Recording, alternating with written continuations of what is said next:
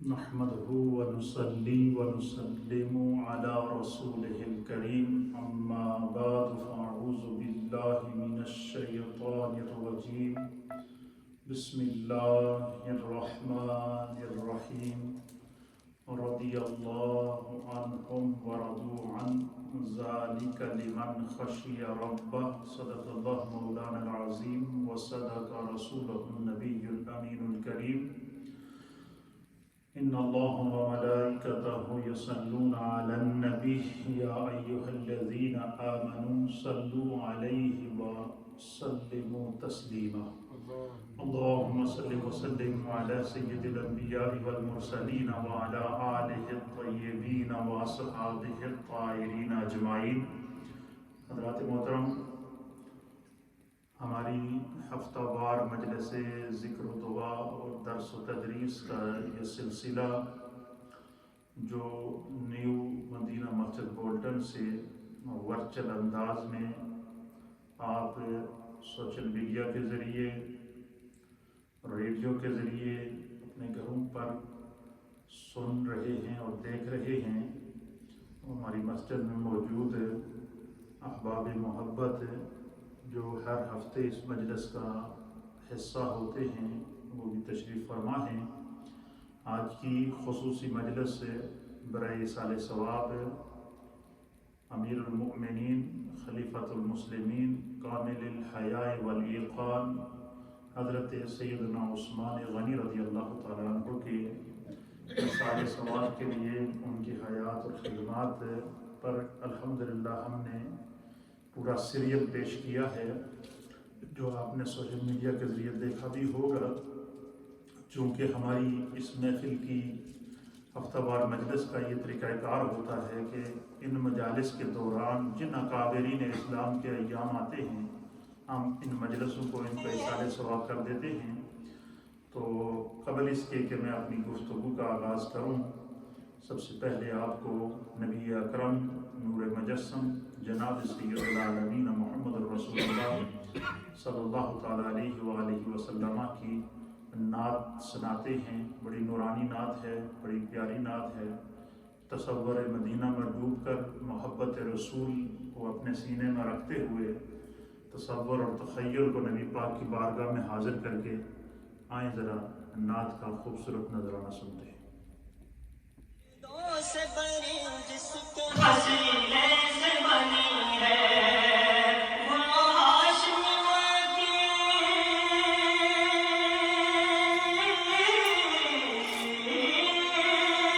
وہ ہاشمیہ کی مدنی العربی ہے.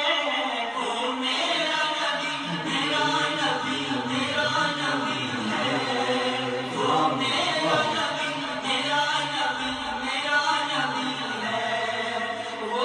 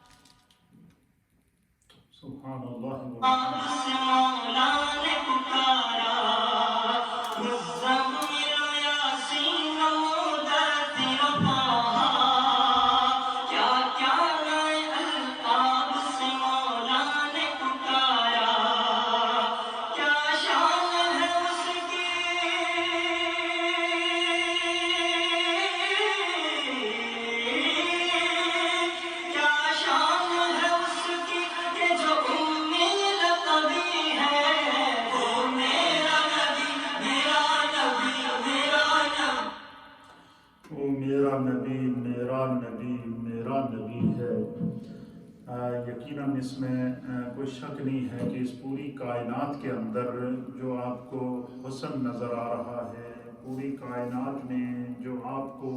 نکھت اور نور نظر آ رہا ہے، یہ اللہ تعالیٰ نے اپنے پیارے حبیب لبیب نبی رحمت جناب سید العالمین محمد رسول اللہ صلی اللہ تعالیٰ علیہ وآلہ وسلم کی جو ہے وہ نور اور آگ کی پیدائش کا تصدق ہے کہ اللہ تعالیٰ نے اپنے محبوب علیہ الصلاۃ والسلام کو خاتم النبیین بنا کر بھیجا، سید الانبیاء بنا کر بھیجا۔ حضور علیہ الصلاۃ والسلام کی مجلس میں جب صحابہ اکرام رضوان اللہ تعالیٰ علیہم اجمعین بیٹھتے تھے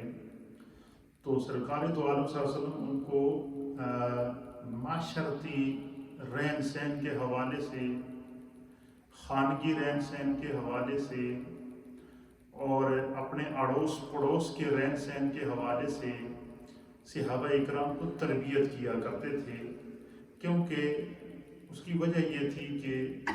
اللہ تعالیٰ نے نبی اکرم صلی اللہ تعالیٰ علیہ وآلہ وسلم کی ذات پر دین کو مکمل کیا، اور الیوم اکملت لکم دینکم واتممت علیکم نعمتی ورضیت لکم الاسلام دینا کہہ کر کے اللہ نے تکمیل دین کا بھی اعلان کیا،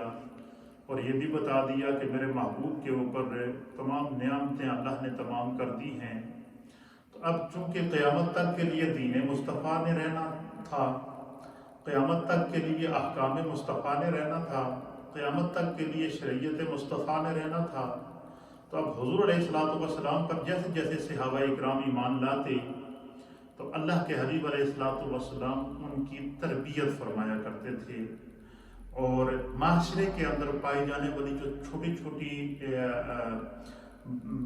برائیاں ہوتی تھیں یا معاشرے کے اندر پائی جانے والی جو مختلف ایسی حرکات اور سکانات ہوتی تھیں کہ جس سے انسانیت کے تعلقات اور انسانیت کے اندر بگاڑ پیدا ہوتا تھا، سرکار دو عالم صلی اللہ علیہ وسلم کی مجلس میں جب بھی صحابہ آتے تو حضور علیہ الصلاۃ والسلام انہیں کوئی نہ کوئی بات فرمایا کرتے تھے۔ ایک دن نبی اکرم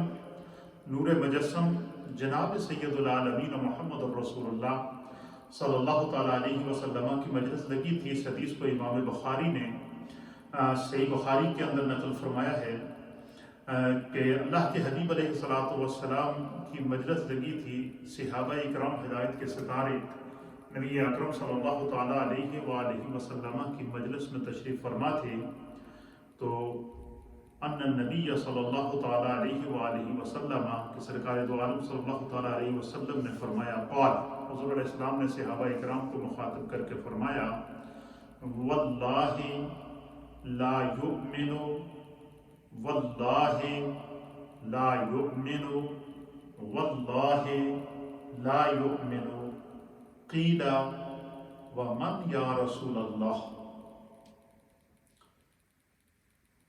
کہ نبی پاک کی مجلس لگی تھی، صحابہ اکرام ہدایت کے ستارے بیٹھے تھے، بالکل ایک حالہ بنا ہوا تھا، اور حضور علیہ الصلوۃ والسلام نے 3 دفعہ اس لفظ کو دہرایا کہ واللہ لا یؤمن، کہ اللہ کی قسم وہ شخص کبھی مومن نہیں ہو سکتا۔ پھر حضور نے ارشاد فرمایا واللہ لا یؤمن، اللہ کی قسم وہ شخص کبھی مومن نہیں ہو سکتا۔ پھر سرکار نے مخاطب ہو کر ارشاد فرمایا کہ واللہ لا یؤمن، اللہ کی قسم۔ اب آپ اندازہ لگائیں کہ وہ کتنا بڑے معاملہ ہوگا کہ جس کے بارے میں حضور علیہ الصلوۃ والسلام 3 دفعہ قسم کھا رہے ہیں۔ اللہ کے نبی 3 دفعہ قسم کھا کر کہہ رہے ہیں، کیا کہہ رہے ہیں؟ واللہ لا یؤمن، کہ وہ شخص کبھی مومن نہیں ہو سکتا۔ جب 3 دفعہ حضور علیہ الصلوۃ والسلام نے جو یہ جملہ ارشاد فرمایا تو حدیث کے الفاظ ہیں قیلا، تو اس مجلس میں موجود جو صحابہ اکرام تھے انہوں نے عرض کیا ومن یا رسول اللہ، اے اللہ کے حبیب وہ کون شخص ہے جس کے بارے میں آپ نے 3 دفعہ قسم کھا کر فرمایا کہ یہ سچا مومن نہیں ہو سکتا؟ تو حضور علیہ السلام کہتے ہیں کہ نبی اکرم صلی اللہ تعالیٰ علیہ وسلم نے فرمایا الذی لا یأمن جارہ بِوَائِقَهُ۔ اللہ کے پیارے حبیب نبی نبی رحمت صلی اللہ تعالیٰ علیہ وسلم نے فرمایا کہ وہ شخص اللہ کی قسم کامل مومن نہیں ہو سکتا کہ جس کی تکلیف کی وجہ سے اس کا پڑوسی پریشانی میں وقت گزار رہا ہو۔ یعنی انسان کی ایسی عادت ہو کہ وہ اپنے پڑوسیوں کو تنگ کرتا ہو، اس کی عادت کی وجہ سے، اس کی زبان کی وجہ سے، اس کے اخلاق کی وجہ سے، اس کے کردار کی وجہ سے، اس کے ماحول کی وجہ سے، اس کے ارد گرد رہنے والے جو اس کے پڑوسی ہیں وہ سارے اس سے پریشان ہوں۔ تو حضور نے فرمایا کہ جو شخص اپنے پڑوسی کو تکلیف پہنچاتا ہے یا کسی شخص کی حرکتوں کی وجہ سے اس کے پڑوسی اگر پریشان ہوں اور ان کو اذیت سے زندگی گزار رہے ہوں، تو حضور علیہ الصلوۃ والسلام نے فرمایا کہ وہ شخص کامل مومن نہیں ہو سکتا۔ تو ہمیں ان تمام چیزوں سے سبق سیکھنے کی ضرورت ہے کہ اللہ کے حبیب علیہ الصلوۃ والسلام، اب اس حدیث کے اندر حضور علیہ الصلوۃ والسلام نے جہاں اتنی تاکید کر کے بتا دیا کہ جو آپ کے اڑوس پڑوس پہ لوگ رہتے ہیں، چاہے وہ مسلمان ہوں یا غیر مسلم ہوں، آپ کا اخلاق اور آپ کا کردار ایسا ہونا چاہیے کہ وہ جو ہے وہ آپ کو دیکھ کر ان کو نیکی کرنے کا دل کرے۔ مثلا ہم یہاں اس ملک کے اندر رہ رہے ہیں، یہاں اکثر 10 میں سے 5 گھروں میں سے 1-2 گھر ایسے ہوتے ہیں کہ جن میں سے یا دائیں آپ کے کوئی غیر مسلم رہ رہا ہوگا یا بائیں آپ کے کوئی غیر مسلم رہ رہا ہوگا یا کسی اور کنٹری کا کوئی بندہ رہ رہا ہوگا، لیکن ہمارا جو کردار ہے، ہمارا جو گفتار ہے، ہمارا جو رہن سہن ہے،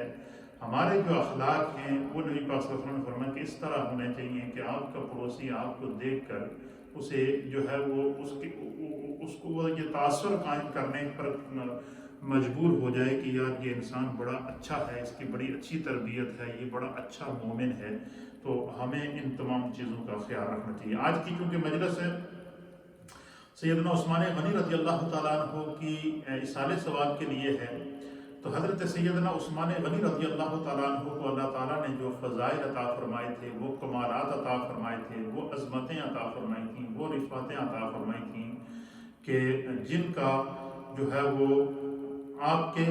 کس فضیلت کا بندہ ذکر کرے۔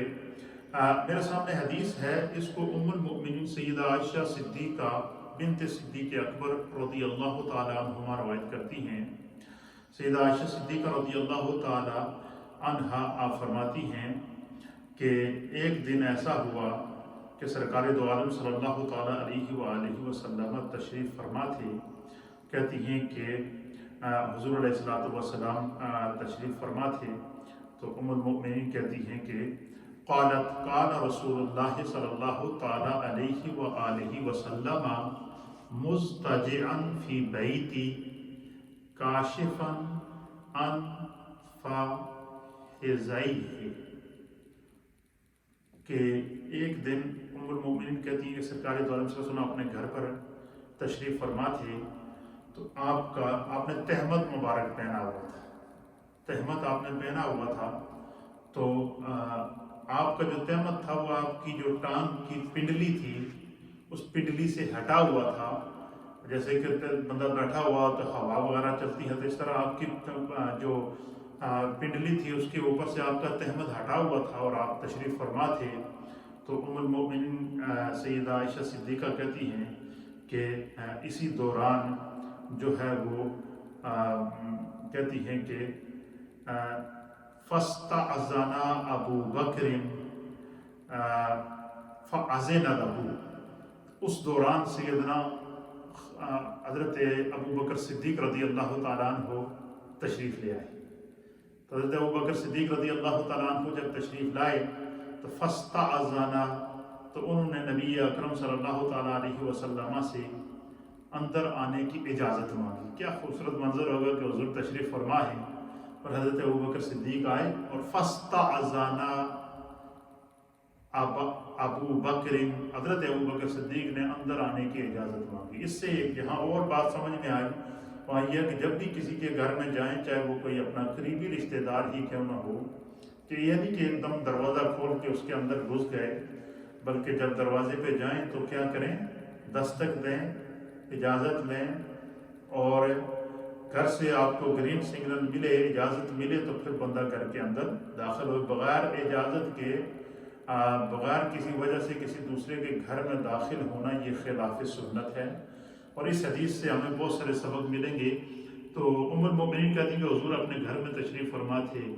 تو اس دوران جو ہے وہ سیدنا ابوبکر، اللہ کا سیدنا ابوبکر صدیق رضی اللہ تعالیٰ عنہ حضرت ام المؤمنین سیدہ عائشہ صدیقہ کے گھر آ رہے تھے، تو حضرت عائشہ صدیقہ تو ان کی بیٹی تھی، اپنی بیٹی کے گھر تشریف لائے ہیں، اور پھر رسول اللہ صلی اللہ علیہ وسلم کہ آپ یار غار ہیں، حضور علیہ الصلوۃ والسلام کے صدیق ہیں، حضور علیہ الصلوۃ والسلام کے رازدان ہیں، آپ کے خلوتوں کے رازدان ہیں، جلوتوں کے رازدان ہیں، سفر کے رازدان ہیں، حضر کے رازدان ہیں، غار ثور کے رازدان ہیں۔ 3 دن اور 3 راتیں حضور علیہ السلام نے غار ثور میں جو گزاری ہیں، وہ یا تو سرکار تھے یا حضرت ابوبکر صدیق تھے۔ تو کتنا، اور اس راز کو، اس منظر کو اللہ تعالیٰ قرآن کے اندر بیان فرماتا ہے کہ جو ہے وہ اذ یقول لصاحبہ لا تحزن ان اللہ معانا، کہ حضرت ابوبکر صدیق کو جب تھوڑا سا غم لاحق ہوا کہ کہیں دشمن غار کے اندر نہ آ جائیں، تو اللہ نے فرمایا کہ حضور علیہ الصلوۃ والسلام نے سیدنا ابوبکر صدیق سے کہا کہ لا تحزن، اے میرے صدیق تمہیں غم کرنے کی ضرورت نہیں ہے۔ تو وہ ابوبکر صدیق جو رازدان مصطفیٰ ہیں، یار غار مصطفیٰ ہیں، یار ہجرت مصطفیٰ ہیں، وہ سیدنا صدیق اکبر جب اور اپنی بیٹی کے گھر میں جب تشریف لاتے ہیں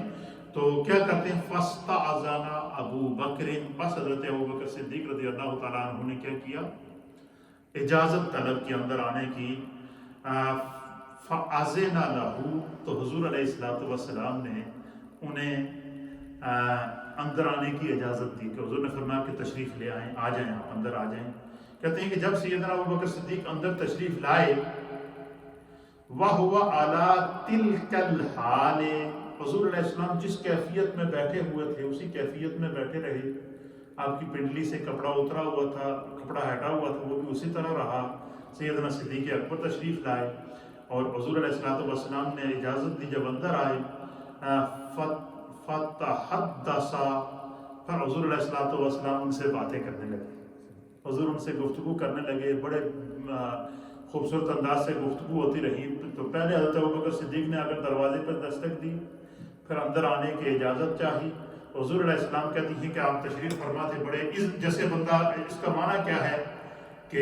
پنڈلی سے کپڑا ہٹنے کا معنی کیا ہے کہ جیسے بندہ اپنے گھر میں جب بیٹھا ہوتا ہے وہ بالکل ایزی اور بے تکلف ہو کر بیٹھتا ہے۔ تو اسی طریقے سے سرکار دو عالم صلی اللہ علیہ وسلم تشریف فرما تھے، آپ کی پنڈلی سے آپ کا تہمت ہٹا ہوا تھا، تو آپ کی پنڈلی مبارک نظر آ رہی تھی۔ تو کہتے ہیں کہ جب سیدنا ابوبکر صدیق آئے فأذن له، تو حضور علیہ الصلوۃ والسلام نے انہیں اجازت عطا فرمائی۔ فتحدث، پس حضور علیہ السلام نے ان کے ساتھ گفتگو شروع کر دی، باتیں کرنا شروع کر دی، اور اسی کیفیت میں، اسی بے تکلفی میں جس طرح حضور بیٹھے تھے بیٹھے رہے۔ کہتے ہیں پھر اس کے بعد کیا ہوا؟ ثم استأذن عمر، ام المؤمنین سیدہ عائشہ کہتی ہیں کہ حضرت ابوبکر صدیق آئے، اجازت لی، حضور اسی طرح بیٹھے رہے، حضور ان سے گفتگو کر رہے تھے، بات چیت کر رہے تھے، بات چیت ہو رہی تھی۔ حضرت ابوبکر صدیق حضور سے گفتگو کر رہے تھے، حضور ان سے گفتگو کر رہے تھے۔ اس دوران ام المؤمنین کہتی ہیں کہ ثم استأذن عمر، اس دوران حضرت عمر بھی تشریف لے آئے۔ کیا آئے؟ حضرت امیر المؤمنین سیدنا عمر بن الخطاب رضی اللہ تعالیٰ عنہ تشریف لائے۔ تو ثم استأذن، پھر حضرت عمر رضی اللہ تعالیٰ عنہ نے بھی اسی طریقے سے جس طرح سیدنا ابوبکر صدیق نے آ کر دروازے پر دستک دی، اور اسی انداز سے سیدنا فاروق اعظم نے حضور علیہ الصلوۃ والسلام سے اجازت چاہی کہ آپ ہمیں اجازت دیں، میں آپ کی بارگاہ میں حاضر ہونا چاہتا ہوں، آپ کے پاس بیٹھنا چاہتا ہوں۔ فأذن له، ام المؤمنین سیدہ عائشہ کہتی ہیں کہ حضور نے ان کو بھی اسی طرح اجازت دی جس طرح حضرت ابوبکر صدیق کو اجازت دی۔ پس حضرت عمر جب اندر تشریف لائے، وَهُوَ كَذَلِكَ، حضور اسی بے تکلفی کے انداز میں بیٹھے رہے۔ آپ تشریف فرما تھے اور آپ کی پنڈلی سے کپڑا ہٹا ہوا تھا، آپ کی پنڈلی مبارک نظر آ رہی تھی۔ تو جب حضرت فاروق اعظم تشریف لائے، پہلے حضرت ابوبکر صدیق تشریف لائے، انہوں نے اجازت چاہی، حضور نے اجازت دے دی، اور حضور ان کے ساتھ اسی طرح بے تکلفی سے بیٹھے رہے۔ فتحدث، حضور جس طرح حضرت ابوبکر صدیق سے باتیں کر رہے تھے اسی طرح حضرت عمر سے بھی آپ نے باتیں کرنا شروع کر دی۔ پھر ام المؤمنین کہتی ہیں سیدہ عائشہ صدیقہ رضی اللہ تعالی عنہ کہ اسی دوران کیا ہوا، ثم استأذن عثمان رضی اللہ تعالی، اسی دوران ان کے بعد پہلے حضرت ابوبکر صدیق آئے، پھر حضرت عمر آئے، پھر حضرت عثمان غنی رضی اللہ تعالیٰ عنہ آئے، تو آپ نے دروازے پر دستک دی۔ کیا کی؟ دروازے پر دستک دی تو پوچھا گیا کون؟ من ہوا، کون ہو؟ تو انہوں نے عرض کیا کہ عثمان، میں عثمان ہوں۔ کہتے ہیں جیسے ہی انہوں نے باہر سے آواز دی کہ میں عثمان ہوں اور یا رسول اللہ مجھے اندر آنے کی اجازت دیجئے، تو کہتے ہیں حضور علیہ السلام پہلے بے تکلفی سے بیٹھے ہوئے تھے، ٹیک لگا کر بیٹھے ہوئے تھے، حضرت فاروق اعظم بھی بیٹھے، حضرت صدیق اکبر بھی بیٹھے، اور ان کے ساتھ بالکل بڑے بے تکلف انداز میں گفتگو، جس حال میں حضور تھے اسی حال میں ان سے گفتگو ہو رہی ہے۔ کہتے ہیں کہ پھر جب حضرت عثمان آئے اور حضرت عثمان نے اجازت مانگی تو ان کو اجازت دینے سے پہلے فجلس رسول اللہ صلی اللہ تعالی علیہ وآلہ وسلم وَسَوَّى ثِيَابَهُ، کہ حضور علیہ السلام نے حضرت عثمان کو اجازت دینے سے پہلے حضور علیہ السلام ٹیک لگا کے لیٹے ہوئے تھے، حضور اٹھ کے بیٹھ گئے۔ کیا ہو گئے؟ بیٹھ گئے۔ بیٹھنے کے بعد وَسَوَّى ثِيَابَهُ، تو حضور علیہ السلام نے اپنے کپڑے درست کیے، اور وہ جو پنڈلی مبارک سے تہمت ہٹا ہوا تھا اس کو پنڈلی سے ڈھکا، اور آپ لیٹے ہوئے تھے تو اٹھ کر بیٹھ گئے۔ اور بیٹھنے کے بعد پھر آپ نے سیدنا عثمان غنی رضی اللہ تعالی عنہ کو اندر آنے کی اجازت دی۔ پھر حضرت عثمان غنی رضی اللہ تعالی عنہ اندر تشریف لائے، فتحدث، حضرت عثمان سے بھی حضور علیہ السلام باتیں کرتے رہے، ابوبکر صدیق سے بھی باتیں کرتے رہے، لیکن جب تک حضرت عثمان آپ اندر تشریف لائے تو اس کے بعد حضور علیہ السلام بیٹھ گئے، آپ نے اپنے کپڑے درست کر لیے، آپ نے اپنی پنڈلی مبارک کے اوپر اپنا تہمت دے دیا اور ان سے باتیں کرتے رہے، اور جتنی دیر انہوں نے چاہا وہ حضور علیہ السلام سے گفتگو کرتے رہے۔ فلما خرج، ام المؤمنین کہتے ہیں کہ اپنی ساری گفتگو کرنے کے بعد جتنی دیر حضرت صدیق اکبر، فاروق اعظم اور عثمان غنی رضی اللہ تعالیٰ عنہ بیٹھے رہے، تو پھر اس کے بعد جب اپنے سارے تمام بات چیت کرنے کے بعد پھر جب فلما خرج، پھر وہ وہاں سے جب واپس آئے، سارے تینوں اٹھ کر گیا آگے واپس آ گئے۔ ام المؤمنین کہتی ہیں کہ میں اس معاملے کو نوٹ کر رہی تھی حضرت عائشہ صدیقہ، کہ جب حضرت ابوبکر صدیق آئے تو حضور بالکل بے تکلفی سے بیٹھے ہوئے تھے، آپ بالکل جس طرح ٹیک لگا کر لیٹے تھے اسی طریقے سے آپ ان سے باتیں کرتے رہے۔ فاروق اعظم آئے تو آپ ان سے اسی طریقے سے باتیں کرتے رہے، لیکن جب عثمان غنی آئے تو آپ اٹھ کر بیٹھ گئے، آپ نے اپنے کپڑے درست کیے، پھر آپ ان سے باتیں کرتے رہے، اور پھر جب تک یہ احباب تینوں بیٹھے رہے حضور علیہ السلام پھر ٹیک لگا کے نہیں بلکہ اسی انداز سے بیٹھے ان سے گفتگو کرتے رہے۔ کہتی ہیں کہ فلما خرج، پس جب وہ تینوں احباب اٹھ کر واپس چلے گئے، قالت عائشہ، تو سیدنا عائشہ صدیقہ رضی اللہ تعالی عنہ آپ نے سرکار دو عالم صلی اللہ علیہ وسلم کی بارگاہ میں عرض کیا کہ یا رسول اللہ صلی اللہ تعالی علیہ وسلم، ایک بات میری سمجھ میں نہیں آئی کہ کہتی ہیں کہ جب حضرت سیدنا ابوبکر صدیق داخل آپ کے پاس اندر تشریف لائے، اجازت انہوں نے لی، تو فلم تحتش لہ، تو آپ اسی حالت میں بے تکلفی میں بیٹھے رہے، ان سے باتیں کرتے رہے، اور پھر انہوں نے کہا کہ ولم تبادلہ، آپ نے کوئی مطلب ہے کہ جس طرح حضرت عثمان آ کر آئے تو آپ پہلے ان سے بیٹھ گئے اور آپ نے اپنے کپڑے وغیرہ سیدھے کیے، تو حضرت ابوبکر آئے تو آپ بے تکلفی سے باتیں کرتے رہے، حضرت عمر آئے تو آپ بے تکلفی سے باتیں کرتے رہے، یا رسول اللہ جب حضرت عثمان آئے تو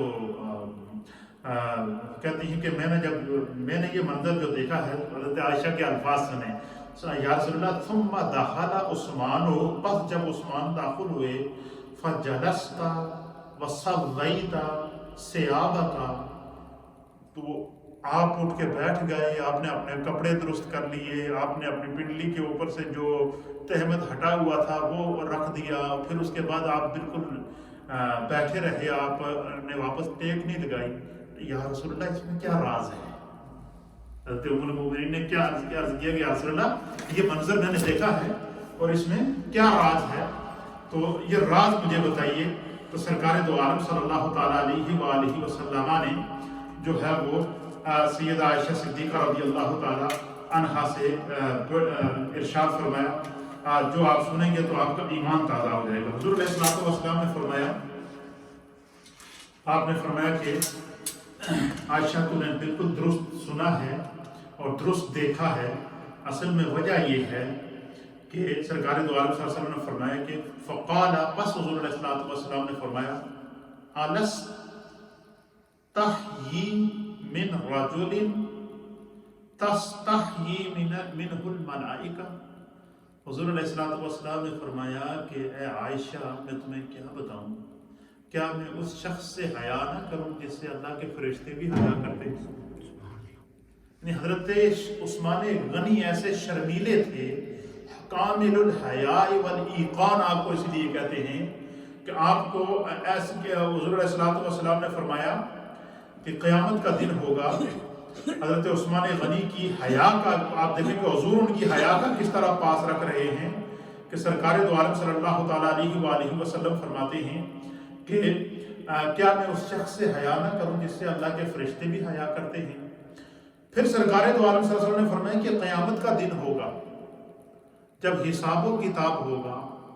ہر شخص حساب و کتاب کے اندر مصروف ہوگا اور ہر شخص کو اپنے اعمال کا حساب دینا ہوگا۔ سرکار نے فرمایا الا عثمان، مگر عثمان کو اللہ تعالیٰ بغیر حساب و کتاب کے جنت میں داخل کرے گا۔ حضور نے کیا فرمایا کہ عثمان کو اللہ تعالیٰ بغیر حساب و کتاب میں جنت میں داخل کرے گا۔ تو حضور علیہ السلام کی بارگاہ میں عرض کیا کہ یا رسول اللہ، تو حضرت عثمان کو بغیر حساب و کتاب سے جو جنت میں داخل کیا جائے گا وہ کس وصف کی وجہ سے داخل کیا جائے گا؟ وہ کون سی ادا ہے جو اللہ اور اس کے رسول کو پسند ہے کہ قیامت میں حضرت عثمان کو بغیر حساب و کتاب کے اللہ جنت عطا فرمائے گا؟ تو حضور علیہ السلام نے فرمایا کہ میرے عثمان کے اندر اللہ نے ایسی شرم اور حیا رکھی ہے، ایسی حیا رکھی ہے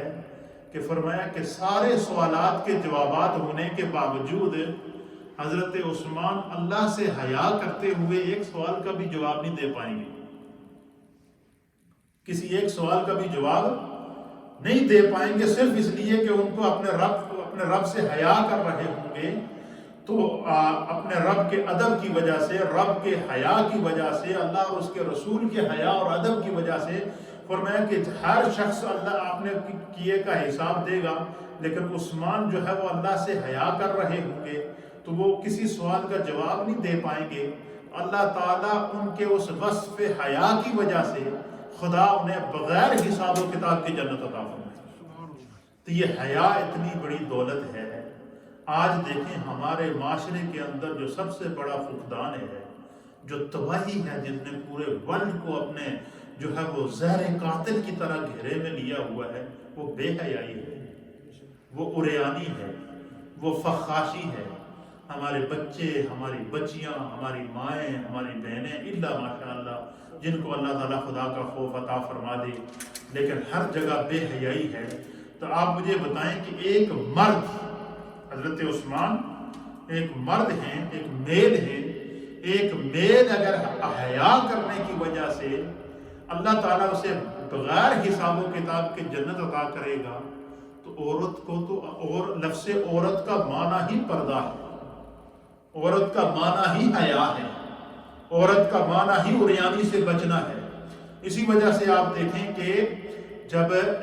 حج کے لیے مرد اور خواتین جاتے ہیں تو عورت جو پردے والا لباس پہنتی ہے سوائے اپنے چہرے کے ڈھکنے کے، وہی لباس اس کا احرام کہلاتا ہے۔ کیوں؟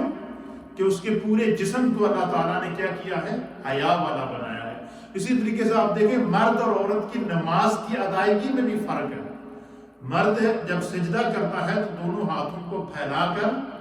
سجدہ کرتا ہے، اور حکم یہ ہے کہ بندہ جب سجدے میں ہاتھ زمین پر رکھ کے اس طرح وہ اپنی نیچے سے اس کی بغل کھلی ہوں کہ بیچ سے اگر کوئی بکری کا بچہ گزرنا چاہے تو وہ گزر جائے، لیکن عورت کے لیے یہ ہے کہ وہ اپنے ہاتھوں کو ساتھ میں ملا کر زمین پر چمٹ کر سجدہ کرے تاکہ اس کی حیا قائم رہے، اس کی حیا قائم رہے۔ تو حضرت عثمان غنی رضی اللہ تعالیٰ عنہ ایک مرد ہونے کی حیثیت سے اگر رب سے حیا کرتے ہیں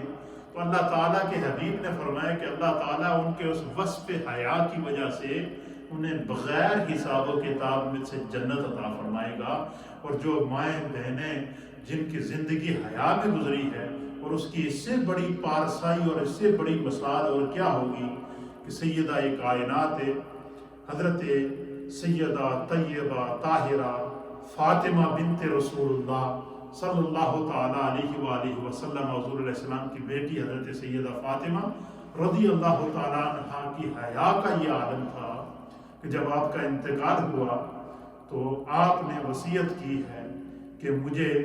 رات ہی رات جو ہے وہ رات کے اندھیرے میں جو ہے وہ میری تدفین کر دی جائے، تاکہ جو ہے وہ میں نے ساری زندگی اپنے رب سے حیا کی ہے اور پردہ کیا ہے تاکہ آسمان اور سورج بھی فاطمہ کو نہ دیکھ سکے، حتیٰ کہ اپنی وصال سے پہلے انہوں نے اپنی ایک جو ان کی خادمہ تھی اس سے کہا کہ ایک ڈولی بناؤ، اور اس ڈولی لکڑیوں کی ڈولی بنائی گئی، اس کے اوپر آپ نے فرمایا کہ جب میرے جنازے کی چارپائی اٹھائی جائے تو جنازے کی چارپائی کے اوپر لکڑیوں کی ڈولی رکھ دی جائے اور اس کے اوپر پردہ ڈال دیا جائے، اور اس پردے میں میرے جنازے کو اٹھا کر قبرستان میں لے جایا جائے اور رات کی تاریکی میں لے جایا جائے۔ تو یہ وہ حیا کے وصف ہیں کہ جو کائنات کے لیے ضرب المثل ہیں۔ آج ہمارا معاشرہ انحطاط کا شکار ہے، آج ہمارا معاشرہ جو ہے وہ وبال کا شکار ہے، آج ہمارا معاشرہ آزمائشوں کا شکار ہے، آج ہر آدمی مشکل کے اندر پھنسا ہوا ہے، جہاں پر اور جو ہے وہ اس کی اس معاشرے کے اندر جو ہے وہ زوال کے جہاں اور اسباب ہیں، وہاں ایک سبب یہ ہے کہ ہمارے گھروں سے بھی حیا ختم ہو گئی ہے، ہمارے معاشرے سے بھی حیا ختم ہو گئی ہے، ہماری سوسائٹی سے بھی حیا ختم ہو گئی ہے۔ اور حضور علیہ الصلوۃ والسلام نے فرمایا کہ الحیاء نصف الایمان، یہ حیا تو نصف ایمان ہے۔ اس لیے یہ سیدنا عثمان غنی کے جہاں اور وصف تھے وہاں آپ کا وصف کامل الحیاء والایمان تھا کہ آپ کو جو ہے وہ اللہ تعالیٰ نے حیا کا وصف عطا فرمایا تھا۔ فرشتے بھی آپ سے حیا کرتے تھے۔ رسول اللہ صلی اللہ تعالیٰ علیہ وسلم دیکھیں کہ کیسے گھر میں جب وہ تشریف لائے تو ان کے لیے آپ بیٹھ گئے اور آپ نے اپنے کپڑے درست کر دیے، اور حضور علیہ السلام نے فرمایا کہ اگر میں اس طرح نہ کرتا تو حیا کی وجہ سے عثمان اندر آتے ہی نہ، یعنی ایسا خدا نے ان کو پردہ اور حیا عطا فرمائی تھی۔ اور پھر اس سے بڑی اور کمال کیا ہوگا کہ حضور علیہ الصلوۃ والسلام کی یکے بعد دیگرے 2 صاحبزادیاں کے عقد میں ہیں، اور ایک روایت کے مطابق حضور نے فرمایا میری 10 بیٹیاں بھی ہوتی تو میں یکے بعد دیگرے عثمان کی حوالہ عقد میں دے دیتا، اور ایک روایت کے مطابق حضور علیہ الصلوۃ والسلام نے فرمایا کہ میری 40 یا اس سے زائد بیٹیاں بھی ہوتی تو میں عثمان کے عقد میں یکے بعد دیگرے دے دیتا۔ یہ حضرت عثمان غنی رضی اللہ تعالیٰ عنہ کے فضائل اور آپ کے مناقب ہیں کہ جب کسی انسان کو اللہ تعالیٰ اچھائیاں عطا کرے تو 1400 سال گزرنے کے بعد ہم ان کی اداؤں کو یاد کر رہے ہیں، ہم ان کے کردار کو یاد کر رہے ہیں، ہم ان کی گفتار کو یاد کر رہے ہیں۔ آپ کی سیرت مبارکہ کے اندر ادب مصطفیٰ تھا، آپ کی سیرت مبارکہ کے اندر سخاوت تھی، آپ کی سیرت مبارکہ کے اندر آپ کے اوصاف میں خیر خواہی تھی، آپ نے ہمیشہ دوسروں کی خیر خواہی چاہیے ہے، آپ کی سیرت کے اندر حیا تھی، آپ کی سیرت کے اندر سادگی تھی، آپ کی زندگی کے اندر عاجزی تھی، حضرت عثمان کی زندگی میں رحم دلی تھی، حضرت عثمان کی زندگی کے اندر دلجوہی تھی، حضرت عثمان غنی کی زندگی میں فکر آخرت تھی، حضرت عثمان غنی کی زندگی میں اتباع رسول تھی، حضرت عثمان غنی کی زندگی میں خوف خدا تھا، حضرت عثمان غنی رضی اللہ تعالیٰ عنہ کی زندگی کے یہ سارے وہ پہلو ہیں کہ جن کو اگر ان میں سے کسی ایک پہلو پر بھی گفتگو کی جائے تو وہ انسانیت کے لیے ضرب المثل ہے۔ وہ انسانیت کے ضرب المثل کا معنی ہوتا ہے وہ انسانیت کے لیے ایگزامپل ہے، وہ انسانیت کے لیے کیا ہے؟ ایگزامپل ہے یہ حضرت سیدنا عثمان غنی رضی اللہ عنہ۔ یہ آپ کے اسی طریقے سے یہ تو سیرت مبارکہ کی خصائل تھے۔ اسی طریقے سے ادب رسول، نبی اکرم صلی اللہ علیہ وسلم کا ادب ایسا تھا کہ جس ہاتھ سے حضور علیہ السلام کے دست حق پرست پر بیعت کی تھی حضرت عثمان نے، جب اپنا دایاں ہاتھ حضور کے ہاتھ میں دیا تو اہل سیر نے لکھا ہے، علامہ ابن اسیر جزری نے لکھا ہے، اسی طریقے سے موجم کبیر کی جلد نمبر 1 اور صفحہ نمبر 85 کے اوپر حدیث نمبر 114 میں 124 کے اندر لکھا ہوا ہے کہ جس ہاتھ کو حضرت عثمان غنی نے حضور کے ہاتھ میں دیا تھا، جس ہاتھ سے حضور علیہ السلام سے بیعت کی تھی، تا دم مرگ حضرت عثمان نے اپنے اس ہاتھ کو کبھی اپنی شرمگاہ کے ساتھ ٹچ نہیں کی، صرف اس حیا کی وجہ سے کہ اس ہاتھ کو رسول اللہ کے ہاتھ نے مس کیا۔ یہ ادب کا مقام تھا، یہ حیا کا مقام تھا، یہ آداب رسول تھے، یہ نبی پاک کے آداب تھے، اب کی بارگاہ کے ادب تھا حضرت۔ اسی طریقے سے حضرت عثمان غنی کا جہاں حیا کا وصف تھا، جہاں ادب رسول تھا، وہاں آپ کی زندگی کے اندر سخاوت کہتے ہیں اللہ کے راستے میں مال کو خرچ کرنا، یہ سیدنا عثمان غنی کا ایسا وصف تھا کہ اس کی ایک مثال جس کو جو ہے وہ سنن ترمذی کے اندر امام ترمذی نے نقل کیا ہے، جلد نمبر 5 ہے اور صفحہ 391 ہے، اور حدیث نمبر ہے 3720۔ اس میں امام ترمذی نے حضرت عثمان غنی کی سخاوت کی مثال دی ہے، آپ سنیں گے آپ کا ایمان تازہ ہو جائے گا۔ آپ فرماتے ہیں کہ غزوہ تبوک کا موقع تھا، مسلمان بے سر و سامانی کے عالم میں تھے، تنگ دستی سے حالات گزر رہے تھے، غزوہ تبوک سر کے اوپر آ گیا، تو ان دنوں میں حضرت عثمان غنی کو اللہ نے، آپ کا نام ہی غنی تھا، غنی کا معنی کیا ہوتا ہے؟ عثمان غنی، اس کو میں آپ کو آسان زبان میں سمجھا دیتا ہوں کہ عثمان غنی کو عثمان غنی اس لیے کہتے تھے کہ آپ مدینے کے سیٹھ تھے، خدا نے مال و دولت بے حساب عطا کیا تھا، اور جس وقت اسلام کو ضرورت پڑی تو حضرت عثمان نے سخاوت کی وہ مثالیں قائم کی ہیں کہ تاریخ انسانیت کے اندر حضرت عثمان غنی کی جس طرح حیا ضرب المثل ہے، جس طرح عثمان غنی کا ادب رسول ضرب المثل ہے، اسی طریقے سے سیدنا عثمان غنی رضی اللہ تعالیٰ عنہ کی سخاوت بھی کائنات کے لیے ضرب المثل ہے۔ آپ فرماتے ہیں کہ غزوہ تبوک کے موقع پر جب سرکار دو عالم صلی اللہ علیہ وسلم نے فرمایا کہ مسلمان اس وقت بے سر و سامانی کے عالم میں ہیں اور ہم سب نے مل کر غزوہ تبوک کے لیے اللہ کے دین کی مدد کرنی ہے، جس کے پاس جو مال ہو اللہ کے راستے میں لے کر آئے، تو حضرت حضور علیہ السلام نے جب پہلی دفعہ اعلان کیا تو حدیث کے اندر آتا ہے کہ حضرت عثمان غنی کھڑے ہوئے اور آپ نے کہا کہ یا رسول اللہ 100 اونٹ مع ساز و سامان غزوہ تبوک کے لیے میری طرف سے قبول کرو۔ کہتے ہیں سرکار نے جب اللہ کے حبیب نے اس 100 اونٹ کو مع ساز و سامان قبول کیا، حضرت عثمان کو دعا دی، آپ خوش ہوئے۔ پھر سرکار دو عالم صلی اللہ علیہ وسلم نے جب دوسری مرتبہ اپیل کی، دوسری مرتبہ اعلان فرمایا، تو پھر کہتے ہیں دوسری مرتبہ پھر حضرت عثمان کھڑے ہو گئے اور آپ نے فرمایا کہ یا رسول اللہ 200 اونٹ مع ساز و سامان آپ کی خدمت میں آپ کے قدموں میں پیش کرتا ہوں، آپ اسلام کے لیے قبول فرمائیں۔ کہتے ہیں حضور نے قبول فرمایا۔ کہتے ہیں سرکار نے جب تیسری مرتبہ پھر اعلان کیا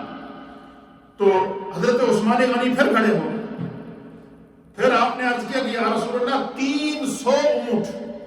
مع ساز و سامان اللہ کے حبیب کے قدموں پر قربان کرتا ہوں، آپ اسے قبول کر لیجیے۔ حضور علیہ السلام نے آپ کے لیے دعا کی اور اس کو قبول کیا۔ کہتے ہیں یہ تو خالی اعلان کیا، پھر سرکار دو عالم صلی اللہ علیہ وسلم کہتے ہیں کہ جس وقت سامان لے کر آئے، حضور نے فرمایا کہ آپ کے 300 اونٹ مع ساز و سامان اسلام کے لیے قبول ہیں، خدا اپنی بارگاہ میں قبول کرے۔ تو حضرت عثمان کہتے ہیں کہ جب وہ سامان لینے کے لیے گئے تو امام ترمذی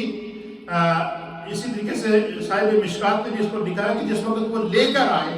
تو اس وقت 300 اونٹ نہیں تھے، 300 اونٹ تو وہ تھے کہ جن کا حضرت عثمان نے مجمع میں کھڑے ہو کر اعلان کیا، لیکن جس وقت سامان غزوہ تبوک کے لیے لے کر آئے تو اس وقت آپ 950 اونٹ لے کر آئے۔ کتنے؟ یار ذرا تصور کریں 950 اونٹ کہنا آسان ہے، 950 اونٹ مع ساز و سامان یہ لے کر آئے اور سرکار دو عالم صلی اللہ علیہ وسلم کے پاس پیش کیا. صرف 250 اونٹ ہی نہیں، 950 اونٹ ہی نہیں. آپ فرماتے ہیں کہ جب سامان مال لے کر آئے اللہ کے راستے میں تو ان میں 950 اونٹ مع ساز و سامان تھے، اس میں 50 اعلیٰ نسل کے گھوڑے تھے. 50 اعلیٰ نسل کے گھوڑے غزوہ تبوک کے لیے حضرت عثمان نے صحابہ کو بھیج کیے ہیں، اللہ کے حبیب کے قدموں میں نچھاور کیے ہیں سرکار کی، تاکہ مسلمانوں کو جو ہے وہ دین کے لیے جو ہے وہ لڑائی کرنے میں، جہاد کرنے کے اندر ان کو یہ نہ ہو کہ ہمارے پاس کوئی مال و دولت نہیں ہے. تو جب وہ مال لے کر آئے تو ان میں کتنے تھے؟ 950 اونٹ مع ساز و سامان تھے، 50 گھوڑے تھے، 1000 اشرفیاں پیش کی. اشرفیاں اس دور کی سب سے بڑی دولت ہوتی تھی. 1000 اشرفیاں پیش کی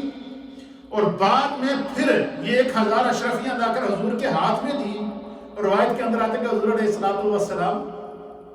وہ اشرفیوں کی تھیلیاں آپ نے پکڑی، سرکار نے اپنے ہاتھ میں، حضور کبھی ایک ہاتھ سے دوسرے ہاتھ میں ڈالتے، کس طریقے سے ایسے کرتے، پھر اس تھیلی کو ایسے کرتے، پھر ایسے کرتے، پھر ایسے کرتے، پھر ایسے کرتے. اللہ کے حبیب علیہ السلام نے خوش ہو کر دعا دی. حضور نے فرمایا کہ آج کے بعد عثمان جو چاہے کرے خدا اس سے کوئی مواخذہ نہیں کرے. قیامت تک کے لیے عثمان کے عمل کی بھی حضور نے گارنٹی دے دی. اور صرف یہی نہیں، 1000 اشرفیاں ایک مرتبہ پیش کی جو سرکار کے ہاتھ میں تھی. پھر اس کے بعد کہتے ہیں 10,000 اشرفیوں کے تھیلے وہ الگ لا کر حضور کے سامنے ڈھیر لگائے کہ یا رسول اللہ جو مال و دولت میں نے دیا وہ اسلام کا اللہ نے مجھے دیا، وہ میں اسلام کے نام پر آپ کے قدموں پر قربان کرتا ہوں. ایسے تو ان کو عثمان غنی نہیں کہتے تھے، یہ ہے وہ سخاوت عثمان غنی، یہ ہے وہ وصف غنا جس کی بنا پر آپ کو عثمان غنی کہتے تھے. غنی جو آپ کا لقب تھا وہ اسی بنا کے اوپر تھا کہ جتنا خدا نے مال دیا تھا جب بھی مال آتا اسے رسول اللہ کے قدموں میں ڈھیر کر دیتے اور کہتے اسے فقراء میں تقسیم کریں، اسے اسلام کے لیے خرچ کریں، اسے جہاد کے لیے خرچ کریں، اسے غزوات کے لیے لگائیں. اللہ کے حبیب جو کچھ عثمان کے پاس ہے یہ سارا آپ ہی کا تو ہے. اس بنا کے اوپر حضرت عثمان کو غنی کہتے تھے. آج کل تو ہمارے یہاں کو بندہ ہے 10,000 یا 5,000 زکات نکال لے تو اس کو ایک ہفتے تک سر میں درد ہی ختم نہیں ہوتا. لیکن ہمارے اکابرین کا عمل دیکھیے، عثمان غنی کو غنی اس لیے کہتے ہیں کہ انہوں نے اپنی دولت اسی طریقے سے سیدنا صدیق اکبر رضی اللہ تعالیٰ عنہ جتنا مال گھر میں تھا سارے کا سارا لے آئے. دیواروں پر ہاتھ پھیر کر دیکھ رہے ہیں کہ کہیں کوئی سوئی نہ رہ گئی ہو کہ حضور نے طلب کی ہو اور میں پیش نہ کر سکوں. حضرت عمر فاروق کہتے ہیں کہ میرے پاس جتنا مال و دولت تھا میں نے اس کو جمع کر کے اس کو 2 حصوں میں ڈیوائیڈ کر کے آدھا گھر والوں کے لیے رکھا اور آدھا اسلام کے لیے پیش کر دیا. حضور نے حضرت ابوبکر صدیق سے پوچھا کہ جو ہے گھر والوں کے لیے میں کچھ چھوڑا ہے؟ تو آپ نے کہا کہ اللہ اور اس کے رسول کا نام چھوڑا ہے. جن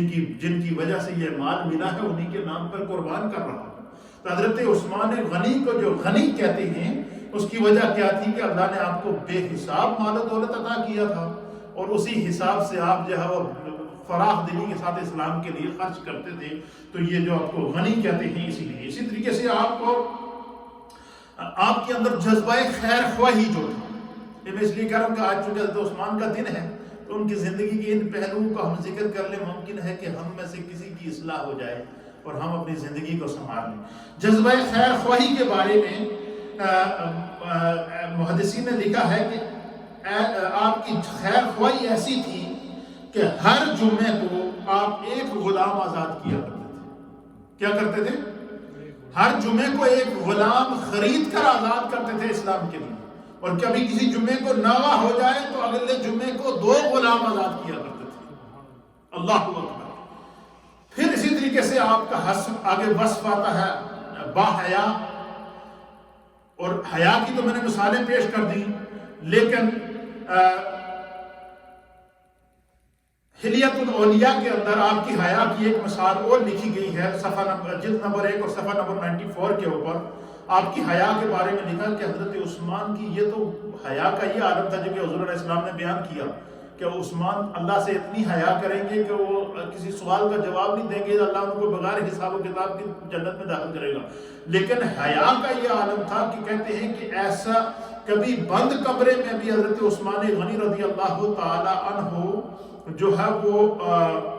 غسل کرتے یا کپڑے اتارتے تو آپ اپنے بدن کو پورا ننگا نہیں کیا کرتے تھے، بند کمرے کے اندر بھی تہمت باندھ کر غسل کیا کرتے تھے، یعنی اس حد تک آپ کو حیا تھی۔ بس ایک خدا نے آپ کو ایک وصف عطا کیا تھا۔ پھر اسی طریقے سے اتنے غنی، ان کے دولت کی، ان کی اللہ کے راستے میں مال خرچ کرنے کا منظر میں نے آپ کے سامنے پیش کر دیا، لیکن جو ہے وہ سیر صحابہ کے اندر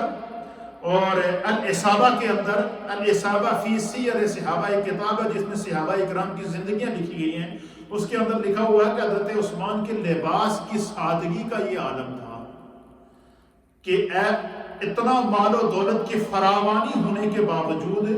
جمعے کے دن منبر پر خطبہ دیتے تو 4-5 درہم کا معمولی سا تہمت جسم پر پہن کر آتے تھے، بالکل جو سب سے سستا والا تہمت ہوتا تھا وہ پہنتے تھے کہ کوئی دیکھ کر یہ نہ کہے کہ یہ بہت دولت مند ہے، اس نے بڑا بڑھائی کا لباس پہنا۔ یہ ان کی عاجزی کا یہ عالم تھا، یعنی آپ فنا فی اللہ اور فنا فی الرسول کے منصب پر فائز تھے۔ پھر فرماتے ہیں علامہ ابن اسیر جزری رحمۃ اللہ علیہ کہ سیدنا عثمان غنی رضی اللہ تعالیٰ عنہ کی سادگی کا یہ عالم تھا، اتنا امیر انسان، مدینے کا سیٹھ جس کی دولت پر خدا بھی ناز کرے، مصطفیٰ بھی ناز کرے، جس کے سامنے سونے کی ریل پہل تھی، جس نے 950 اونٹ اگر ساز و سامان پیش کیا تو 950 اونٹوں کے اوپر کوئی نہ کوئی مال تو آیا ہوگا نا، کیا مال تھا وہ؟ اور پھر 10,000 اشرفیاں، پھر 1,000 اشرفیاں، پھر جو کچھ اتنی وہ ان کی دولت کو اہل سیر بیان کر رہے ہیں، لیکن کہتے ہیں کہ کھانے کی سادگی کا ایسی تھی کہ لوگوں کو امیروں والا کھانا کھلاتے تھے، لوگوں کے لیے جب لنگر کا اہتمام کرتے تو پرتکلم کھانا کھلاتے تھے، لوگوں کو امیروں والا کھانا کھلاتے تھے اور خود گھر جا کر سرکہ اور زیتون کے آئل کے ساتھ بھگو کر خشک روٹی کھایا کرتے تھے۔ جب لنگر پکاتے لوگوں کے لیے تو بکرے ذبح کرتے، لوگوں کے لیے لنگر پکاتے تو بڑے سے بڑا پرتکلف کھانا ان کو کھلاتے، کہتے کہ یہ رسول اللہ کے مہمان ہیں، امیر المؤمنین ہیں، مدینے کے والی ہیں، 12 سال تک آپ مدینے کے حاکم رہے ہیں، حاکم مدینہ لوگوں کے لیے جب کھانے کا اہتمام کرتا تو پرتکلف کھانے کا اہتمام کرتا، لیکن جب خود کھانا کھاتے تو گھر جا کر کیا کرتے؟ سرکہ ڈالتے پلیٹ کے اندر یا زیتون کا آئل ڈالتے، اویل آئل ڈالتے اور خشک روٹی کے ٹکڑے اس تیل کے اندر اور سرکے کے اندر بھگو کر خود کھایا کرتے تھے۔ یہ حضرت عثمان غنی کا کھانا تھا اور یہ لباس تھا، یہ عاجزی تھی، اور دولت کی کتنی بڑی فراوانی ہے۔ پھر کہتے ہیں کہ عاجزی اور انکساری کا یہ عالم تھا، ایسی عاجزی کے خلافت جیسی عظیم منصب پر فائز ہونے کے باوجود خچر پر سوار نہیں ہوتے تھے، خچر پر سوار ہوتے تو پیچھے اپنے غلام کو بٹھاتے، اس پر کوئی آر محسوس نہیں کرتے کہ یہ خچر کو پکڑ کر یہ آگے چلے گا پیدل اور میں خچر پر بیٹھوں گا، ایسا نہیں ہوتا۔ جب خچر پر بیٹھتے تو اس غلام کو جو اس کا خادم ہوتا تھا اس کو بھی ساتھ بٹھا لیتے۔ اب حاکم مدینہ، ریاست مدینہ کا امیر، ریاست مدینہ کا خلیفہ جب خود سواری پر بیٹھتا ہے تو اپنے ساتھ غلام کو بٹھاتا ہے۔ آج کل کا جو وی آئی پی کلچر ہے یہ اس کو انہوں نے نہیں اپنا لیتے تو ان کو جائز تھا، کر سکتے تھے، لیکن ان کے اندر حیا کا یہ عالم تھا۔ پھر کہتے ہیں کہ رحم دلی، فرمایا کہ ایسی رحم دلی ایسی کہ خادم یا غلام کے لیے آرام کا خیال فرماتے، اور رات کے وقت کوئی کام پڑ جاتا تو خادموں کو جگانا مناسب نہ سمجھتے، اپنے ہاتھ سے خود ہی اٹھ کر کام کر لیتے۔ والی مدینہ کا سربراہ جو خادم تھے ان کو جب رات کو کہتے کہ جا کر سو جاؤ، اب رات کو کسی کام کے لیے اٹھتے تو یہ نہ کہتے کہ ان کو جگاؤں کا، کہتے سوچتے کہ یہ جاگیں گے تو ان کی نیند خراب ہوگی، میں خود ہی کیوں نہ اپنے اٹھ کے اپنے ہاتھ سے کام کروں. یہ ان کی عاجزی اور انکساری کا عالم تھا. پھر کہتے ہیں کہ دلجوئی کا وصف ان کے اندر آ سکتا ہے کہ کسی نے بھی ان سے کوئی چیز، کسی چیز کا کوئی دعوت دی یا کوئی کام کہا تو کبھی انہوں نے نہ نہیں کیا کہ کہیں اس کی جب اس کو محسوس نہ، اس کی دلجوئی ضرور کیا کرتے تھے. اس کی ایک مثال جو ہے وہ علامہ ابن عساکر رحمۃ اللہ علیہ نے لکھی ہے. آپ فرماتے ہیں کہ دلجوئی ایسی پیاری عادت ہے کہ ایک مرتبہ حضرت مغیرہ بن شعبہ رضی اللہ تعالی عنہ کے غلام، ان کا نکاح تھا، تو انہوں نے حضرت عثمان غنی رضی اللہ تعالی عنہ کو امیر مدینہ، والی مدینہ، ریاست مدینہ کے سربراہ کو دعوت دی کہ حضور میں ہوں تو غلام، میری اتنی حیثیت تو نہیں ہے، لیکن میری خواہش ہے کہ آپ میری شادی میں، میرے نکاح میں شریک ہوں. تو حضرت عثمان غنی رضی اللہ تعالیٰ عنہ جو ہے وہ اس غلام کے نکاح کے اندر شریک ہوئے. اور جب کھانا پیش کرنے لگے تو ان لوگوں نے جب آپ کے سامنے کھانا رکھا، آپ نے کہا کہ میں حالت روزہ میں ہوں، میں نے روزہ رکھا ہوا ہے، میں اس لیے آیا ہوں کہ تمہاری دل جوئی ہو جائے. تو انہوں نے اپنے نکاح میں مجھے دعوت دی تھی. لیکن روزہ رکھ کر وقت کا حاکم ایک غلام کے نکاح کے اندر آ رہا ہے تاکہ اس کی دل جوئی ہو جائے. اس نے مجھے دعوت دی ہے تو میرے آنے سے اس کی دل جوئی ہو جائے. یعنی کسی کا دل تک نہ دکھاتے تھے. اور پھر علامہ ابن اسیر جزری رحمۃ اللہ علیہ نے لکھا کہ آپ کی عبادت گزاری کا یہ عالم تھا کہ ایسے عبادت گزار تھے کہ رات کے ابتدائی حصے میں آرام کر کے رات بھر عبادت کرتے رہتے،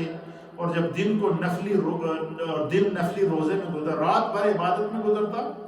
اور دن روزے کی حالت میں اکثر گزارا کرتے تھے. فرمایا کہ تلاوت قرآن سے حضرت عثمان غنی کو بڑا عشق تھا. اور یہ جو قرآن کریم ہمارے سامنے یہ کتابی شکل میں قرآن موجود ہے، یہ حضرت عثمان نے اس کو جمع کر کے کتابی شکل دی. ورنہ پہلے جو قرآن نازل ہوا تھا تو وہ صحابہ اکرام نے پتھروں کے اوپر یا جو ہے وہ مختلف درخت کے پتوں کے اوپر یا اس طریقے سے مختلف چیزوں پہ اس کو لکھ کے رکھا ہوا تھا. تو حضرت عثمان کو یہ خدشہ لاحق ہوا کہ ہم لوگ تو ہیں اور ہمیں پتہ بھی ہے، لیکن جب ہم دنیا سے چلے جائیں گے تو کہیں آسان ہو کہ نبی پاک کی بعد میں آنے والی امت کو قرآن کے حروف کو تلاش کرنے میں مشکل ہو. تو آپ کے دل میں اللہ نے ڈالا تو آپ نے قرآن کریم فرقان مجید کو جمع کیا، اس کو کتابی شکل میں. قرآن کے ساتھ آپ کا عشق کا کیا عالم تھا. اسی لیے آپ کو جامع القرآن کامل الحیاء والایقان، جامع القرآن بھی کہتے ہیں، قرآن کو جمع کرنے والی ہیں. کہتے ہیں کہ تلاوت قرآن کا ایسا عشق تھا، ایسے تلاوت قرآن کے ایسے عاشق تھے کہ ایک رکعت کے اندر قرآن کریم پورا ختم کر لیتے تھے. ایک رکعت میں بھی آپ نے قرآن کو ختم کیا ہے. پھر اسی طریقے سے جو ہے وہ آپ کہتے خود فرمایا کرتے تھے کہ اگر تمہارے دل قرآن کریم اگر تمہارے دل میں موجود ہو تو فرمایا کہ تمہارا دل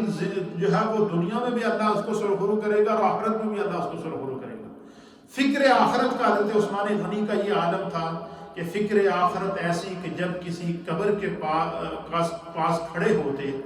اس قدر روتے کہ آنسوؤں سے آپ کی ریش مبارک، آپ کی داڑھی مبارک تر ہو جایا کرتے. یہ خوف خدا کا عالم تھا. اور سنت رسول پر عمل کا جذبہ ایسا تھا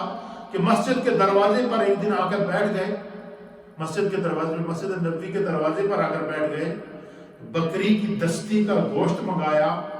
اور اسے وہاں بیٹھ کر کھایا. اور کھانے کے بعد آپ اٹھے اور بغیر تازہ وضو کیے ہوئے آپ نے جو ہے وہ جا کے مسجد کے اندر نماز ادا کی. اور کسی نے پوچھا کہ حضور کیا اس میں کیا حکمت، آپ نے کبھی آپ کو ایسا نہیں دیکھا، آپ تو گھر میں بھی ڈگر بڑی خاموشی سے جب وہ سرکے کے ساتھ کھانا کھاتے، لیکن آج آپ نے بڑا عجیب مطلب دیکھا کہ آپ مسجد کے دروازے کے آ کر باہر بیٹھ گئے، آپ نے گوشت منگایا اور آپ نے وہ کھایا، اور کھانے کے بعد آپ یہاں سے اٹھے اور جا کر جب آپ نے نماز ادا کی. اس میں کیا حکمت ہے؟ آپ نے فرمایا کہ ایک دفعہ میں نے رسول اللہ صلی اللہ علیہ وسلم کو اسی طرح دیکھا کہ آپ اسی جگہ بیٹھے، آپ نے اسی طرح بکری کی دستی کا گوشت منگایا، آپ نے اسی طرح گوشت کا اور یہیں سے اٹھ کر آپ نے یہاں نماز ادا کی تھی. مجھے حکمت کا پتہ نہیں، میں تو رسول اللہ کی ادا اور ان کی سنت کو زندہ کر رہا تھا. یہ عشق رسول کا یہ عالم تھا. اور خوف خدا ایسا کہ ایک بار اپنے غلام سے فرمایا کہ میں نے ایک مرتبہ تمہارا کان کھینچا تھا. اپنے نوکر سے کہا کہ ایک دفعہ میں نے تمہارا کان پیار سے کیا تھا، کھینچا تھا. اس وقت سے میرے دل میں بڑی خلش ہے، میں تم سے ایک بات کہتا ہوں. تو اس غلام نے عرض کیا کہ حضور کیا؟ آپ نے فرمایا کہ تم اپنا ہاتھ آگے لا کر میرا کان کھینچو. یار کہنا تو بہت آسان ہے، تصور میں جائے نا، مدینے کی ریاست کا حاکم یہ کہہ رہا ہے، ریاست مدینہ کا امیر یہ بات کہہ رہا ہے اپنے غلام سے کہ میرے قریب آ. وہ جب قریب آئے تو آپ نے کہا ہاتھ آگے بڑھا. اس نے ہاتھ آگے بڑھایا تو آپ نے فرمایا یہاں سے میرا کان پکڑو. تو اس نے کان پکڑا تو آپ نے کہا اس کو کھینچو. تو آپ نے فرمایا کہ ایک دفعہ میں نے تمہارا کان کھینچا تھا تو میرے دل کے اندر اس وقت سے خلش ہے، آج مجھے سکون مل گیا کہ تو نے قصاص واپس لے لیا کان کھینچنے. اللہ اکبر. یہ آپ کا انصاف تھا. آپ کا دور خلافت 1 محرم سن 24 ہجری کو آپ مسند خلافت پر فائز ہوئے. 24 ہجری کو حضرت عمر فاروق کا، 1 محرم کو حضرت فاروق اعظم کا یوم شہادت، اور 1 محرم سن 24 ہجری کو آپ مسند خلافت پر فائز ہوئے. اور آپ کے دور خلافت کے اندر افریقہ، ملک روم کا بڑا علاقہ اور کئی بڑے بڑے شہر، اسلامی شہر سلطنت مدینہ کا حصہ بنے. اور 26 ہجری میں مسجد حرام کی توسیع کا کام آپ نے فرمایا. مسجد نبوی شریف کی توسیع آپ نے فرمائی. مسجد توسیع کرتے ہوئے پتھر کے ستون، مسجد نبوی شریف کے اندر پتھر کے ستون آپ نے لگوائے. اور اسی طریقے سے جو ہے وہ لکڑی کا کام چھت کے اوپر مسجد نبوی شریف کا آپ نے کروایا. تو تقریباً جو ہے وہ 35 ہجری، سن 35 ہجری کو 12 سال تک آپ کا دور خلافت ہے. سن 24 ہجری سے سن 35 ہجری تک جو ہے وہ 12 سال تک آپ حکومت پر فائز رہے، ریاست مدینہ کے سربراہ رہے. اور 12 سال تک آپ نے حکومت کی. اور 18 ذی الحجہ کو سن 35 ہجری کو بروز جمعۃ المبارک کو آپ نے جو ہے وہ یوم شہادت نوش فرمایا. اور آپ کی شہادت کا یہ خوبصورت منظر ہے، میرے سامنے حدیث پاک ہے. اس کو علامہ جلال الدین سیوطی رحمۃ اللہ علیہ نے لکھا کہ حضرت عثمان غنی کہتے ہیں کہ جب مدینہ کا آپ کے گھر کا باغیوں نے محاصرہ کر لیا تو حضرت عثمان غنی کہتی ہیں کہ میں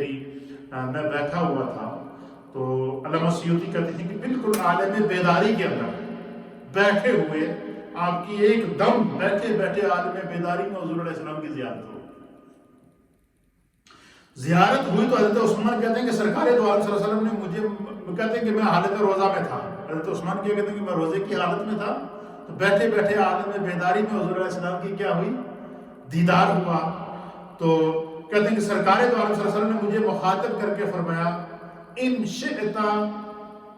نصرت علیہم و ان شئت افطرت عندنا. حضور نے حضرت عثمان کو مخاطب کر کے فرمایا کہ اے میرے عثمان، میں مصطفیٰ تمہیں اپرچونٹی دیتا ہوں، میں مصطفیٰ تمہیں گارنٹی دیتا ہوں، میں مصطفیٰ تمہیں یقین دلاتا ہوں کہ اگر تو چاہے، یعنی بیٹھے حالت بیداری کے اندر حضور کا دیدار ہو رہا ہے. اور بیداری کی حالت میں حضور نے حضرت عثمان کو مخاطب کر کے کیا فرمایا کہ اے عثمان وَإِن شِئْتَ نَصَرْتَ عَلَيْهِمْ، اے عثمان اگر تو چاہتا ہے تو بتا، تو میں تمہاری مدد کرتا ہوں اور تمہیں اس پر مدد عطا کرتا ہوں. یہ سارے باغی بھاگ جائیں گے، یہاں سے ایک بھی یہاں نظر نہیں آئے گا. وَإِن شِئْتَ أَفْطَرْتَ عِندَنَا، اور اگر تو چاہے تو آج افطار آ کر ہمارے پاس کر. حضرت سیدنا عثمان غنی کہتے ہیں بس یہ بات سرکار نے فرمائی، مجھے اختیار دیا کہ اگر تو چاہتا ہے کہ ان باغیوں کو یہاں سے بھگا دیا جائے تو تمہاری مدد کی جائے گی، اور اگر تو چاہتا ہے کہ آج افطار آ کر مصطفیٰ کریم کے ساتھ اور ابوبکر صدیق کے ساتھ اور فاروق اعظم کے ساتھ کرے تو یہ تمہیں اختیار دیا جاتا ہے. تو سیدنا عثمان غنی رضی اللہ تعالیٰ عنہ کہتے ہیں کہ میں نے فیصلہ کر لیا کہ میں آج افطار جا کے حضور علیہ الصلوۃ والسلام کے پاس کروں گا۔ کہتے بس میں نے یہ فیصلہ کرنا تھا کہ بھائی میں نے افطار جا کر سرکار تو عالم صلی اللہ علیہ وسلم کے پاس کرنا ہے،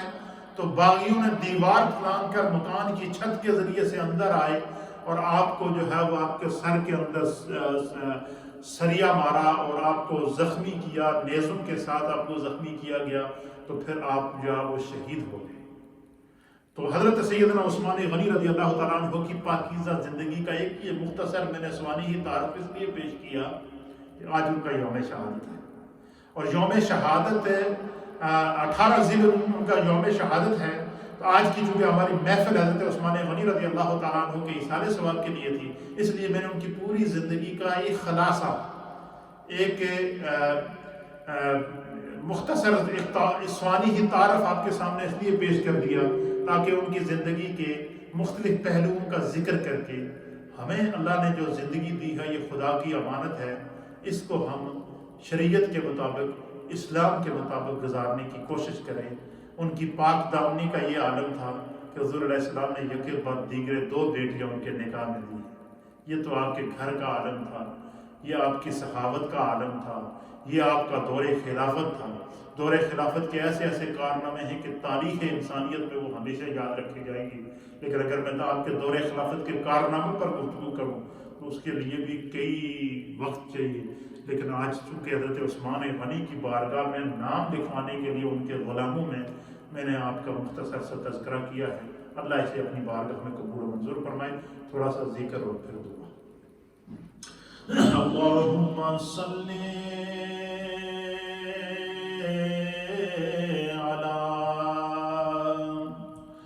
نبینا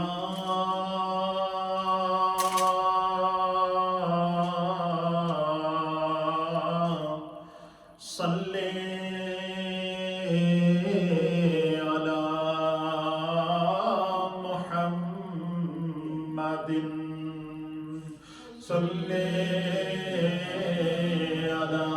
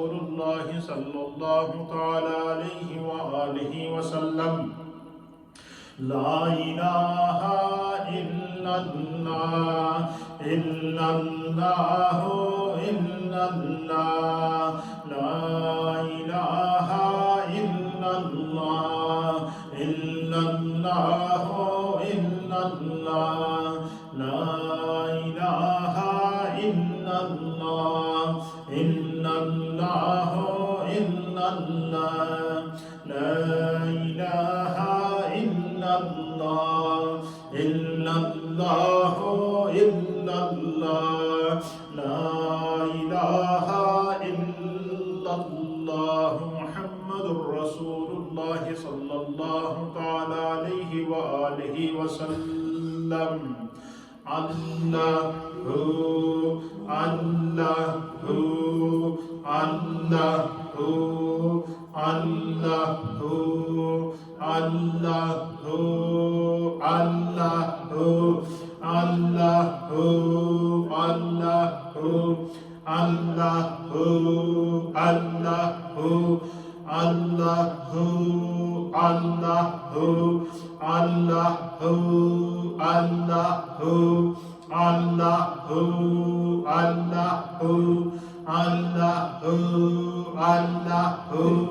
اللہ اللہ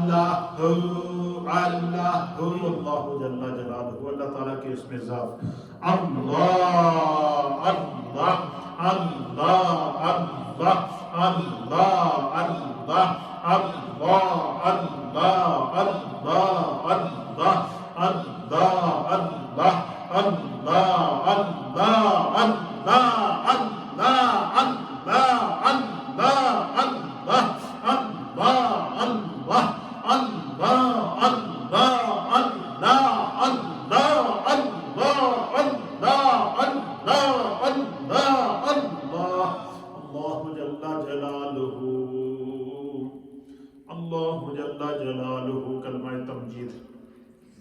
سبحان اللہ والحمد للہ ولا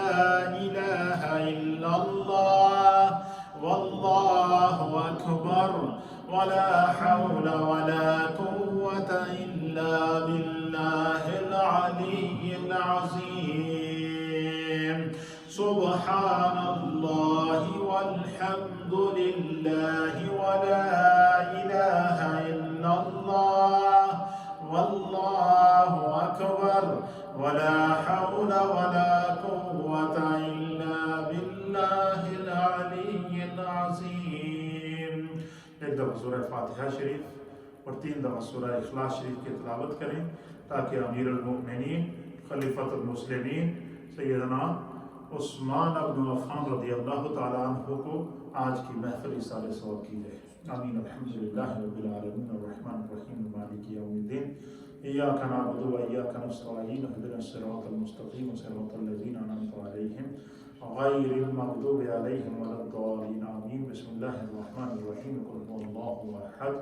اللہ الصمد لم یلد ولم یولد ولم یکن له کفوا احد قل هو اللہ احد اللہ الصمد لم یلد ولم یولد ولم یکن له کفوا احد قل هو اللہ احد اللہ الصمد لم یلد ولم یولد ولم یکن له کفوا احد۔ یا اللہ ان تمام کلمات کو اپنی بارگاہ میں قبول فرما، اس کا ثواب نبی اکرم صلی اللہ تعالیٰ علیہ وآلہ وسلم کی بارگاہ میں پیش کرتے ہیں، قبول فرما۔ اس پوری مجلس ذکر و دعا کو، درس و تدریس کو اپنی بارگاہ میں قبول فرما، اور اس کا ثواب ہم سب کی جانب سے بیش از بیش کر کے نبی اکرم صلی اللہ تعالیٰ علیہ وسلم کی بارگاہ میں پیش کرتے ہیں، قبول فرما۔ تمام انبیاء اکرام، صحابہ اکرام، تابعین، تبع تابعین، ائمہ مجتہدین، مومنین اور مومنات کی ارواح کو پیش کرتے ہیں، قبول فرما۔ بالخصوص اللہ ان تمام کلمات طیبات کا ثواب امیر المؤمنین خلیفۃ المسلمین حضرت سیدنا عثمان بن عفان رضی اللہ تعالیٰ عنہ اور نبی پاک کے کموں پہ 125 صحابہ اکرام کی بارگاہ میں پیش کرتے ہیں، قبول فرما۔ ان نفوس قدسیہ کے صدقے ہم سب کے گھر بار میں، رزق میں، روزگار میں، کاروبار میں، مال جان، عزت آبرو اولاد میں برکتیں عطا فرما۔ جو ہم میں بیمار ہیں اللہ ان کو شفا عطا فرما، جن گھروں میں پریشانیاں ہیں اللہ ان کو دور فرما، جہاں مشکلات ہیں اللہ ان کو دور فرما، اپنے کرم کی دولت سے مالا مال فرما۔ ہم سب کے تمام مرحومین کی بخشش و مغفرت فرما۔ ہمارے بھائی ماجد کی والدہ، ان کو کل چیک اپ ہے، بیماری ہے، اللہ اپنے کرم سے ان کو شفائے کاملہ، عاجلہ، تامہ، دائمہ، مستمرہ عطا فرما۔ جن گھروں میں مائیں بہنیں بیمار ہیں اللہ ان کو شفا عطا فرما، جن کو بچوں کی پریشانیاں ہیں اللہ دور فرما، جن کو بچیوں کی پریشانیاں ہیں اللہ دور فرما، جن ماؤں بہنوں بزرگوں نوجوانوں نے اللہ دعا کے لیے کہا ہے، آج کی اس مقدس محفل کے صدقے اور ان پاکیزہ ناموں کے صدقے اللہ ان تمام کے حق میں اس دعا کو قبول فرما۔ جتنے ساتھی اس مجلس میں موجود ہیں، جنہوں نے ریڈیو کے ذریعے گھروں پہ سنا، جو سوشل میڈیا کے ذریعے پوری دنیا میں اس وقت دیکھ رہے ہیں، اللہ سب کے گھروں میں برکتیں عطا فرما، سب کی اولادوں میں برکتیں عطا فرما، سب کے رزق اور روزگار میں برکت عطا فرما، اپنی عافیت، سلامتی اور پناہ عطا فرما، مقبوضہ کشمیر کے مظلوم مسلمانوں کو آزادی عطا فرما، فلسطین کے مظلوم مسلمانوں کو آزادی عطا فرما، دنیا بھر کے محکوم اور مجبور مسلمانوں پر کرم فرما، اپنی عافیت، سلامتی اور پناہ عطا فرما، نبی پاک کے صدقے ہم سب کے تمام مرحومین کی بخشش فرما، اور ربنا تقبل منا انک انت السمیع العلیم وتب علینا انک انت التواب الرحیم۔ یہ ہمارے بھائی افضل ہیں اور بھائی جو حاجی اسلم ہیں، یہ خاص طور پر اس میڈیا کا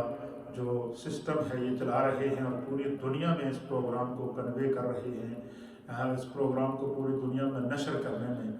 مدد کر رہے ہیں۔ اللہ ان بھائیوں کے گھروں میں برکتیں عطا فرما، ان کے رزق روزگار میں برکتیں عطا فرما، ان کے اولادوں میں برکتیں عطا فرما، جتنے ساتھی اس مجلس میں موجود ہیں اللہ سب کے گھروں میں برکتیں عطا فرما، جن سب کی پریشانیوں کو دور فرما، یا خدا اپنے کرم کی دولت سے مالا مال فرما، اللہ مشکل میں مصروف انسانیت کی حفاظت فرما، کرونا وائرس کی وبا کو اللہ ختم فرما، اپنی رحمت کی ہوا کے ذریعے اللہ اس وبا کو ختم فرما، شفا والی ہوا نازل فرما، یا اللہ اپنے کرم کی دولت سے مالا مال فرما۔ ربنا تقبل منا انک انت السمیع العلیم وتب علینا انک انت التواب الرحیم۔